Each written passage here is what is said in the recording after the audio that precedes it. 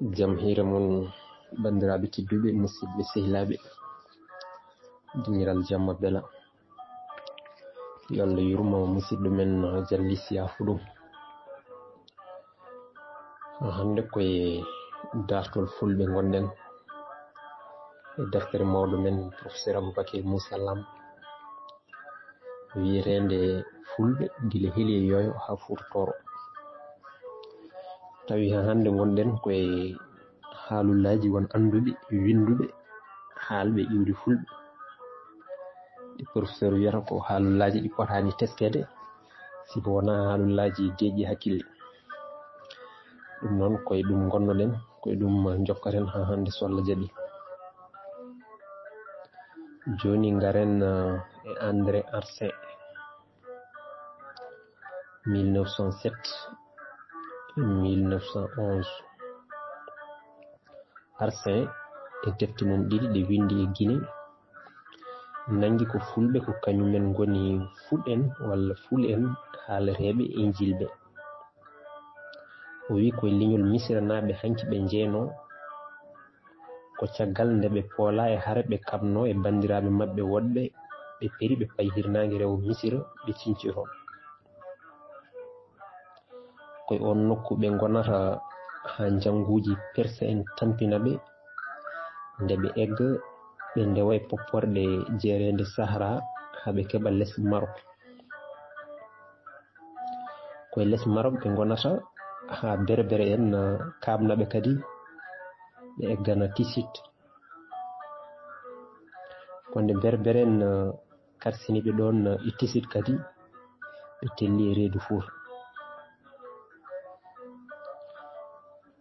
E nder ngo fergo jungo fulɓe jillodiri e liƴƴi kewɗi boɗeji ɓaleji foof, kono noon adan e sikki Arsène ɓe gonno ko woɗeɓe.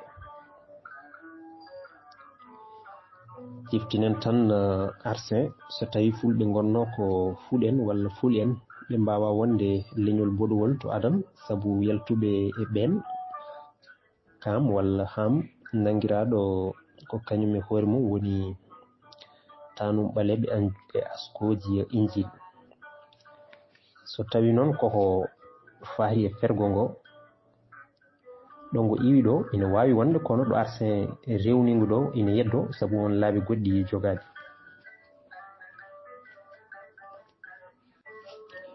Joni garen général Faidherbe 1875. Général Faidherbe ko gorko gandaɗo no fewi e Sénégal saabu woni gouverneur leydi ndi laabi ɗiɗi hakkunde 1854 e 1861 e hakkunde 1863 e 1865. Ko kanko darni Oudda Moula no Fort mo Madina e hitande 1855. Ko ɗon yimɓe makko nangodiri e koyngal kon El Hadj Oumar Tall. Ko kanko kadi senci wuro Dakaru ngo o fuɗɗi asde Wak woni port mum e hitande 1857. Kono hewɓe ganda wonde Faidherbe windi ko heewi e leƴƴi Sénégal. Eɗen mbawi teskade e bindande makko windande nde waɗi e ɗemgal Pulaar la langue Peul e hitande 1875. E nden windande ko yomo sikki fulɓe ummori ko funnague. Ina gasa tawa ko Misira banggue worgo walla Nubi. Waɗimo wiide noon ko adi foof ko nayi pulfuli ɗiɓe gardi ɗi ko goori e ɗi worgo Misira. Gueɗel ɗimmel ngel koto banggue mbadi ha tengti e cukuli ɓe nandi koye Nubinaɓe. ɗum o fayi ɗum koye golle Frédéric Miller. Ko wawi hen wonde foof o nangi ko fulɓe gonano ɓaleɓe to adam kono nde ɓe gari hirnangue Afrique dillodiral mabɓe e leƴƴi mbaɗi no jolfuɓe e sereraɓe wayli mbadi mabɓe woni ɓawlini ɓe seeɗa. omo gonɗin kadi ɗemgal maɓɓe ene jiiɗi tigi e ɗemɗe ɗiɗo leƴƴi ɗiɗi hay sinno noon wonto ngal seeri e majje. e sikke makko kadi Haalpulaar en jalti koye jillodiral fulɓe e leƴƴi ɓaleji. ha joni e wiide makko ko ɓen hoddiɓe mumen inniranno Tukulor, kamɓe noon ɓe inniranno koye maɓɓe ko Haalpulaar en. omo gonɗinno kadi wonde toroɓɓe ko yaltunoɓe jilli mbawi hakkude fulɓe, jolfuɓe e sereraɓe tuubi gonti julɓe.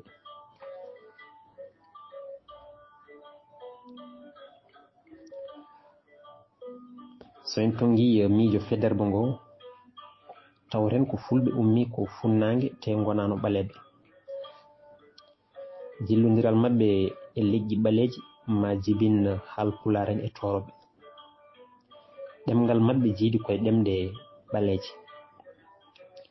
ma en ji yeeso so fulɓe ko jilluɓe ne koye ɓaleɓe ɓe jalti, ko ɗum waɗi ɗemgal maɓɓe jiidude e ɗemɗe baade no Wolof e Seereer.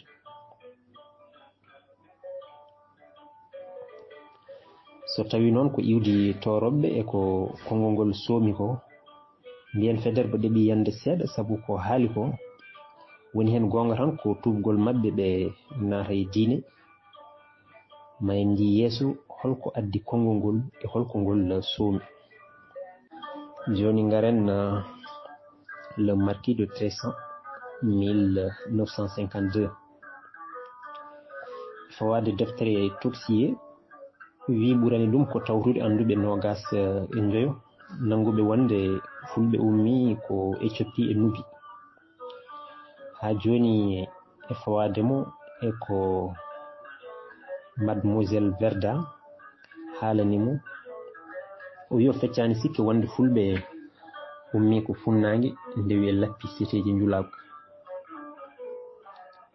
El Obeid, El Fazer, ABG, Weendu Tchad, Hofre Maayo Niger. kono koɓe fergoji ɗiɗi, fergo fulɓe woɗeɓe ummorigo Éthiopie e fergo fulɓe ɓaleɓe ummoriɓe Nubi.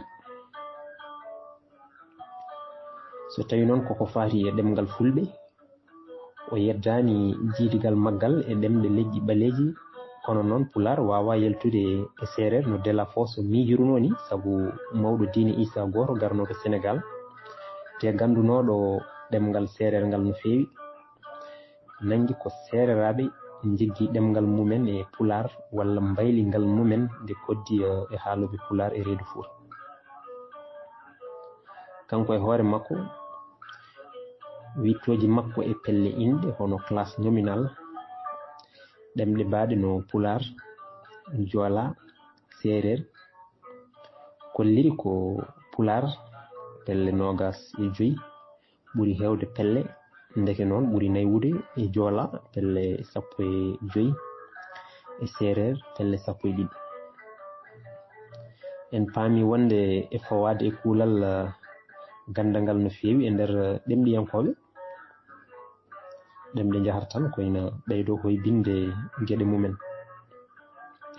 Pulaar ɓuri naywude ndeke tawde kañum ɓuri hewde pelle inde, te Seereer ɓuri ɗum famɗude duuɓi. ko wawi hen wonde fof mbiyen gila joni jiidigal Pulaar e Seereer nawtat fulɓe koto leƴƴi ɓaleji. mbiyen noon de Tressa addi ko hesɗi e iwde fulɓe, jabde wonde ina waɗi fulɓe woɗeɓe e fulɓe ɓaleɓe, kono noon ittude ɓe e coppi ittuɓe Nubi wawa yaadude e rendude fulɓe fof ɗemgal gotal, so wona noon tawa won hen mottuɓe heddiɓe ɓe.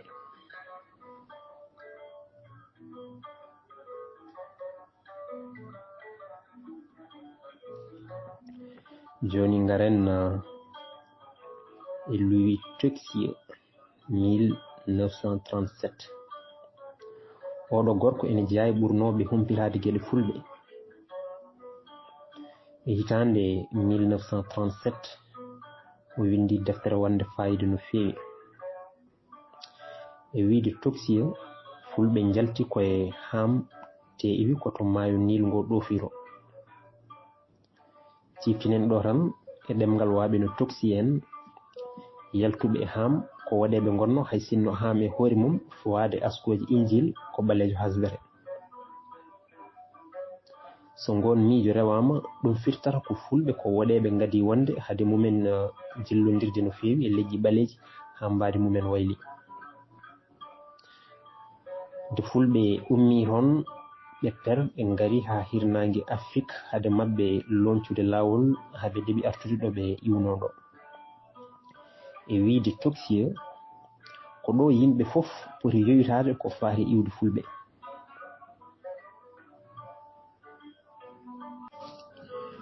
joni garen e Henri Lot 1966. Henri Lot ina gonɗino wonde fulɓe ina jiidi e misiranaɓe hanki saabu won ɗaɗi pular tawate e demgal ben. e wiide makko fulɓe peri nde ko dande maayo Nil ɓe ndewi e won nokkuji Sahara. ɗum gonɗini ɗum koye kaaƴe mbaɗi no Tibisti, Tazili, batte mabɓe ina tawe ɗon. ha joni dey e wiide Lot ko hedde ujunnaje 4 hade annabi Isa e koɗi e ɗi nokkuji kono ɓe jettoyto e dande maayo Sénégal koye tema dande 6 caggal Isa. wonde batte fulɓe ina e nder Sahara e dande maayo Nil ɗum yeddota kono fulɓe ummaki Sahara tan tawi hirnangue no Lot sikkirta ni. nde yoro riwiɓe toon ɓe telli koye maayo Nil ɓe koɗi ko juuti hade mabɓe ferande hirnangue Afrique ɗum may dutta hen. fayida wittoji Lot ko sifade sifama hono mum Allah e nate jiitaɓe e nder jeerede Sahara kulliroje wonde fulɓe walla taniraɓe mumen koɗi ko juutuy e on nokku saabu nayi mabɓe, cuuɗi mabɓe, moori mabɓe, aadaji mabɓe, hay won sirruji mabɓe tawama toon.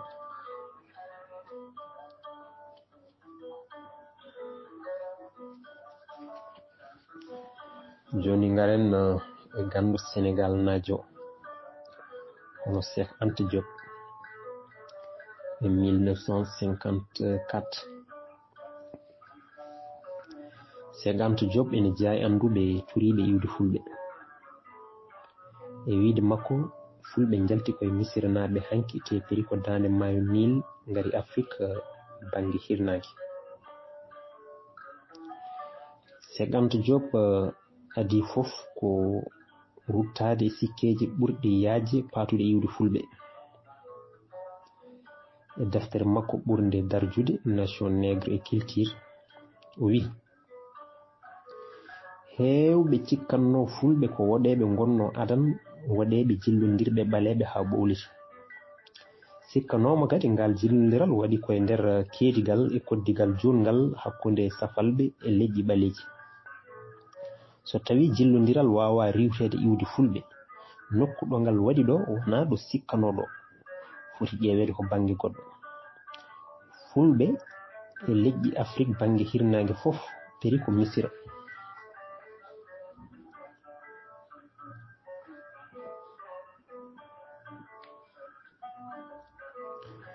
Cheikh Anta Diop yeddi miijo wingo fulɓe ko waɗeɓe ngadi wonde hade mumen ɓowlidde fawade dalillaji 3.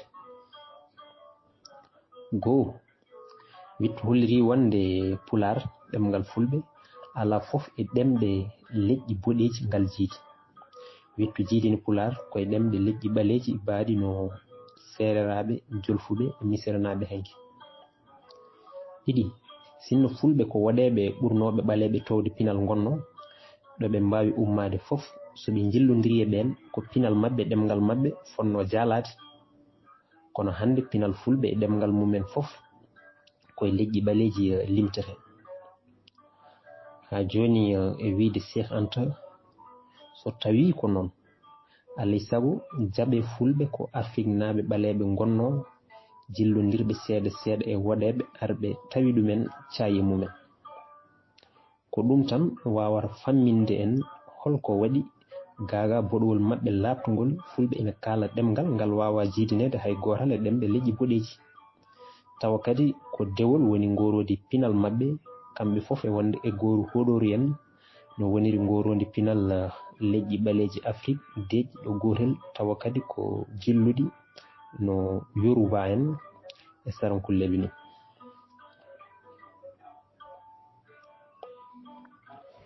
Cheikh Anta Diop fawi ɗum ɗo ko dalillaji kolliroji tigui wonde fulɓe jalti koye leñol Missira hanki o wi jettoɗi ɗiɗi jaaje e nder fulɓe hono ka en e ba en so ƴewama ina yooɗi tawa ummi koye ka e ba gueɗe ɗiɗi ɗe birnide Missira hanki hutortono o wi kadi so ƴewama yettode bari nde ina yaade inde ɗiɗi gandade ɗemgal Missira hanki woni ba e ra walla re ba e ka e birnide Missira ko gueɗe mawɗe e juɓɓudi neɗɗo dow ɗo ra walla re wonno inde gueno mabɓe peñirtunoɗo nangue deke noon yettode bari nde ko soomi ko ina mawni no fewi ha joni de e wiide Cheikh Anta Diop goto e fariji gadiɗi ene wiyeteno walla ene yettirteno ka ko ɗum ɗo foof addinimo wiide wonde fulɓe koye kinɗe lamotonoɗe Missira hanki jeeno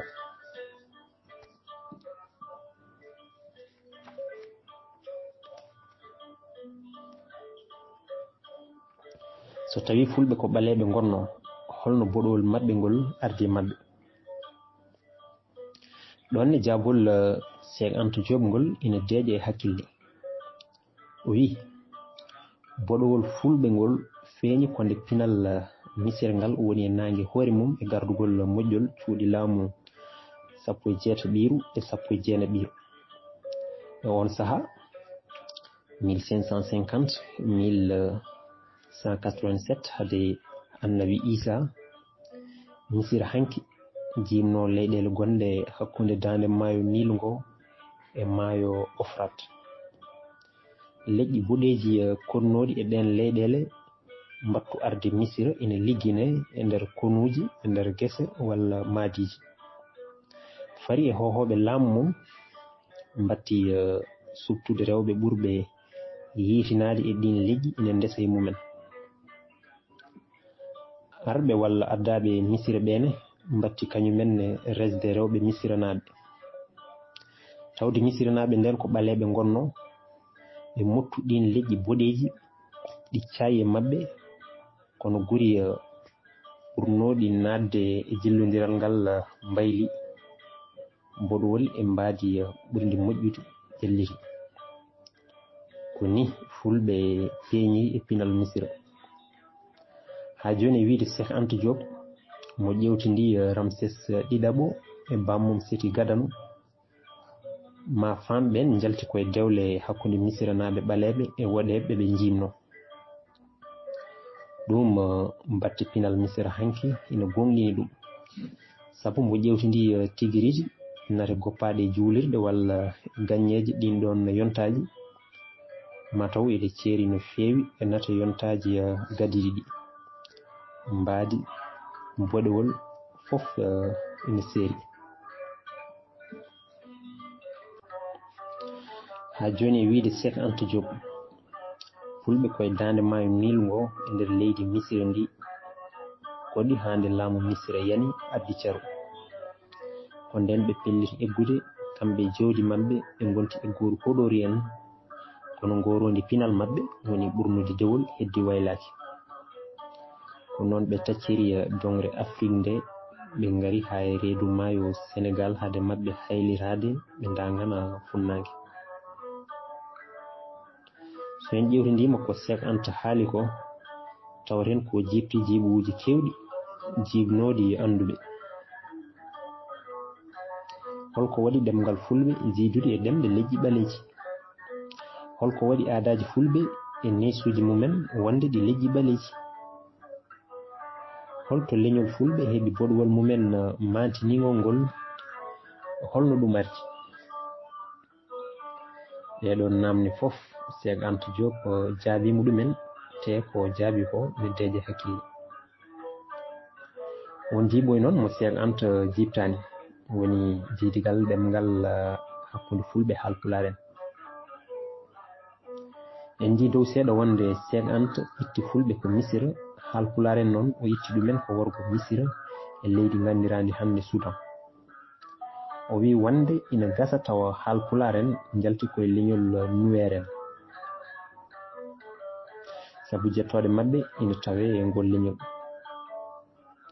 O wi kadi mo yehi ha to maayo Nil ngo ɗo fi e beeli mawɗi to laamuji biyetinoɗi Tooro e Nioro ina ngorno toon.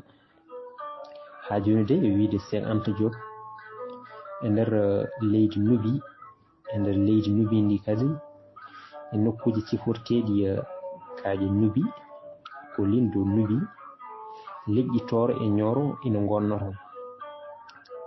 Ndeke noon ina wayno Haalpulaar en Cheikh Anta hutorto ko konngol Tukulor. Ina wayno Tukulor en to adan jiida e fulɓe iwdi ɓe jiide mumen tan ko ɗemngal Pulaar ngal. Mbiyen tan ɗum ina ɗeɓi hawnade seeɗa sabu hande ko ɗiɗo leƴƴi ɗiɗi tan kutorto Pulaar. So tawi ɗi jiida to ɗi iwi holto ɗi keɓi Pulaar, holno ngal ɗemngal wontiri ɗemngal majji kanji tan. ɗo ko suggere e miijo Cheikh Anta Diop may dutto hen. kono jaɓen kam miijo makko daɗi ɗi jiiɗen tawdi fof sabu darti misiranaɓe hanki e fulɓe fof ina heewi ɗo gondi miijoji makko ɗi. Joni garen e gando waalo waalo Yero Booli Diaw 1913. Yero Booli Diaw jiya koye Afrique naaɓe ɓaleɓe wiiɓe fulɓe ummi ko Missira hanki. wona fulɓe tan ummi Missira sabu e wiide gorko waalo waalo fergoji jeegom ummirima Missira naati Sénégal. fulɓe e wiide Yero Diaw ko waɗeɓe gonno nde perata Missira nde. ɓe gardi koye mandinkoɓe kono ko kamɓe ɓurno ɓen hewde. wonno mawɗo fergo ngo ko Tournis gorko moƴƴo mbaadi sanne. ha joni wiide Yero Diaw ko ngo fergo e fergo koli tengel cari fulɓe e leyɗele Sénégambi fof. ko caɗele lamɗo leydi Missira hollannoɓe wanno fulɓe dogde leydi ndi no fergoji goɗɗi ɗi ni. e hakkille Yero Diaw fulɓe e mandinkoɓe ko waɗeɓe gonno. kono ɗum wawi firtude tan ko kamɓe ɓurno foynude ɓalli ɓaleɓe heddiɓe ɓe. ɗum wawa firtude ɓe mbano kono tubakoɓe ni wojjude. so tawi ko noon ko Cheikh Anta wino ko gonɗi wonde so fulɓe ko jilluɓe nokku jillugol mabɓe foti ƴeewede koye leydi Missira hanki kono wona hirnaki Afrique hay sinno safalɓe ɓaleɓe koddi e won nokku. Yero Diaw gonɗini kadi jiidigal fulɓe e leƴƴi ɓaleji no Cheikh Anta Diop wirino ni sabu ɓe jiya koye fergoji jeegom ummiriɗi Missira te ɓe jiiduno fergo koye mandinkoɓe. Yero Diaw e hoore mum wi en so wi mandinkoɓe nanni hen wamarankoɓe, soninkoɓe, mallinkoɓe e hasankoɓe. Cheikh Anta nandani e ganduɗo golle Yero Diaw patude iwde leƴƴi Sénégambi sabu hutorakiɗi e wittoje makko. ko ɗum waɗi hay sinno Yero Diaw adimo e aduna sabu Yero Diaw wori ko hakkude kitale 1847 ha 1919. Cheikh Anta Diop jibina ko 1923 maayi ko 1981. nden rokkimo gonga e toɓɓe kewɗe. te Yero Diaw kañum wiidu mum hutori ko darti leƴƴi Sénégambi e koye mumen. koko anduɓe iwde ɗin leƴƴi kalanimo ko o tongi e golle makko. nden Yero Diaw finni anduɓe tubakoɓe hewɓe winoɓe misiranaɓe hanki jiidani haydara e leydi ɓaleji Afrique. ina gasa tawa ko inde Tourmis nde wonti Termes e worgo Mauritanie. eɗen gandi Termes wonno ko hayre wotoru e cuuɗi laamu Fouta yalti koye fulɓe Termes ndu wiyeteno ko laamu Termes. ndeke noon golle Yero Booli Diaw ko golle baɗɗe fayida no feewi sabu wonko ɗe laɓɓini e iwde leƴƴi e Sénégambi teɗe laɓɓini 50 job e won sikkeji e takke anduɓe tubakoɓe pawno e mum. ha joni eko fahi iwde fulɓe won anduɓe sikkuɓe Asie e Misira hanki foof goɗɗi jeerede Sahara nde ɓuuri ɓadade ko toon ɓe jiiloto iwde fulɓe. ɗum ina wawi deeje hakkille sabu won batte jiita e nder Sahara kolliroje maale wonde fulɓe walla leƴƴi nanduɗi mumen ko ɗino e won nokku. pawen hen ko yejjite wonde Sahara hecciɗino ha wawi hoɗade. kono ɗum foof e waade noon wona ko ranwi foof muuɗe no haaloɓe Pulaar kewi wiide ni walla nande tol tan wiye tokkitima. ɗum firti wona ko nandi e gonga foof laato gonga. batti cippinoje fulɓe foof e tawede e nder jeerede Sahara nde firtani ko toon tan ɓe mbawi ummade. ɗum haade mum wawde jalɗude ma ƴeewe so ala ko wawi ɗum falade goɗɗum. kono hoto jawen ƴeewen taw holɓen anduɓe e hol dalillaji mabɓe. joni garen e Béranzо Firo 1878. Béranzo Firo wi ko hay sinno miijo wonde fulɓe iwi ko Misira hanki ko miijo wango jarabi kanko gonɗinani ngo fawi koye nandugol fulɓe e misiranaɓe kono ngol nandugol firtani tan fulɓe piri ko Misira ala ngol firti ko leñol gotol honno gila Misira ha yetti maayo hargo Atlantique. kanko nangi ko fulɓe konno koye kaaƴe gonɗe wargo Algérie e Tunisie hono kaaƴe Ores e Atlas. ɓe jiya koye leñol gandirangol libique race libique. ɓe koddi e Carthage naɓe e Rome en hande Islam naati nokku o ko nden ɓe pereni Fouta Djalon leydi kaaƴe gondi. nden ɓe gari e ndin leydi ɓe mbaɗi e jimadi mabɓe ɓaleɓe ɓe tawno ɗon ɓe jillodiri mumen kadi. ko caggal ngal jillodiral waɗi fulɓe heddoriɓe mbadi mumen dow ɗo woni hen mbayli seeɗa wattindiɓe ɓe mbayli ha laaɓi. ko Béranzo Firo sali ko foof ina wawi wonde fulɓe ummorade ɗumen Misira tellade ɗumen e reedu Fouta walla yaade ɗumen ha Fouta Djalon foof ina gasa. ko yiɗi ko wonde ɓe koɗi wargo Algérie walla Tunisie walla ɓe iwi ko Libique en ɗum wittu suwa gonɗinde ɗum taw.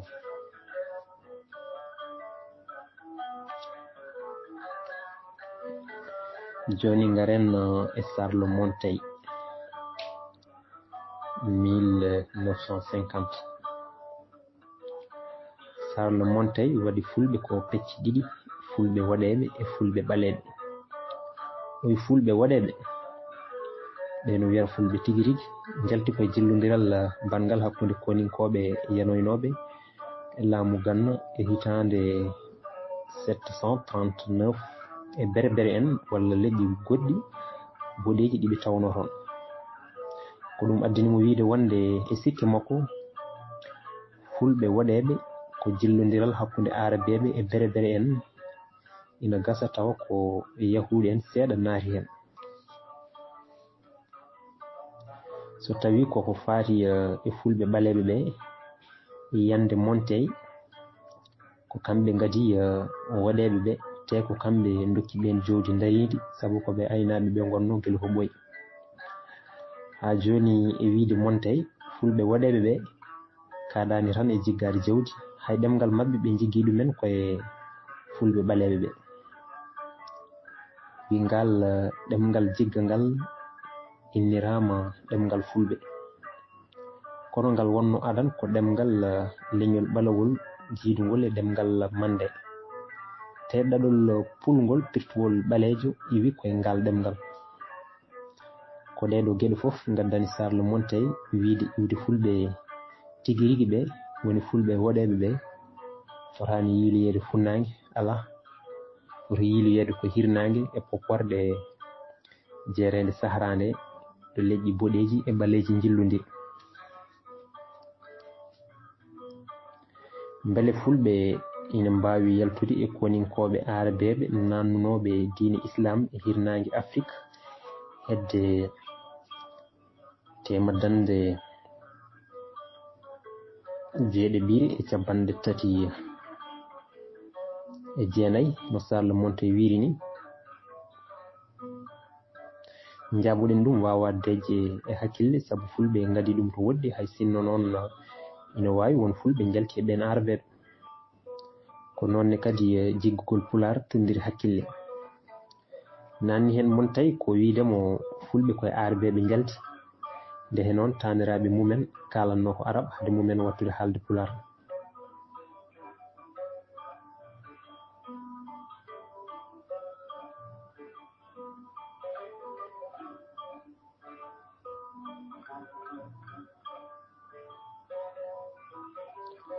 ɗo Della Fosse Hombor Geren e Angelin pergitino ko ɗon Monteil ne fergiti